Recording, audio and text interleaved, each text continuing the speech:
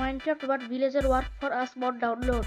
তো গাইস আমি একটা নিচের মিডিয়া ফাইলের লিঙ্ক দিয়ে দিয়েছি, ওখান থেকে ডাউনলোড করে নিও মডটা উইদাউট পাসওয়ার্ড লাগবে না, এই জন্য একটা লাইক করে দিও। এখন এগুলাকে অ্যাক্টিভ করে নিবা তোমার ওয়ার্ল্ডের। Educational mode and cheats and experiment mode এই তিনটা অন রাখবা, আর ক্রিয়েটিভ মোড করে দিবা।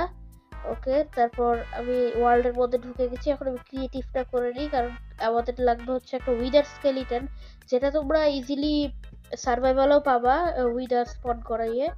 তো এখন দেখি, ওকে নিলাম এখন।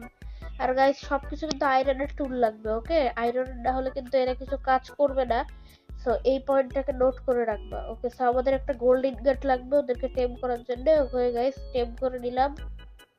ওকে, একে আমি হান্টিং এর জন্য পাঠিয়ে দিলাম। একটু পরে এ ভ্যানিশ হয়ে যাবে, বাট ঘাবড়ানোর মতো কিছু নাই, কারণ একটু পরে আবার চলে আসবে।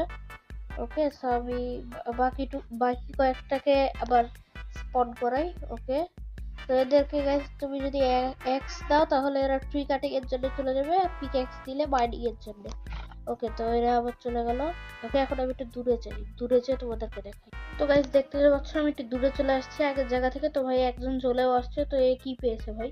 আচ্ছা, এই গ্র্যাভেল ফ্লিন্ট এগুলো কি আনছে? আচ্ছা ঠিক আছে, ও মনে হয় ডিগিং এর জন্য গেছিল। আচ্ছা, এ ট্রি কাটিং এর জন্য গেছে। আচ্ছা, আর এও মনে হয় ডিগিং এর জন্য গেছে। হ্যাঁ ভাই, এও ডিগিং এর জন্য গেছে। আচ্ছা, তো আমি এখন দেখিয়ে দিই কি করে তোমরা এক্সপোর্ট করবে এটাকে। তো চলো দেখাই। তো ফার্স্টে জেড আর্কাইভার ওপেন করে নিবা। জেড আর্কাইভার ওপেন করে এই জায়গায় তোমরা জাস্ট মাইনক্রাফটের মডগুলোকে খুঁজে নিবা। খুঁজে জাস্ট জিপ শব্দটাকে উঠিয়ে দিবা রিনেম করে। জিপটাকে উঠিয়ে দেওয়ার পর ওই জায়গায় জাস্ট ক্লিক করবা। ক্লিক করে ওপেনে যখন মাইনক্রাফট আসবে, মাইনক্রাফটে ক্লিক করে দিবা। ভিডিও ভালো লাগলে লাইক এন্ড সাবস্ক্রাইব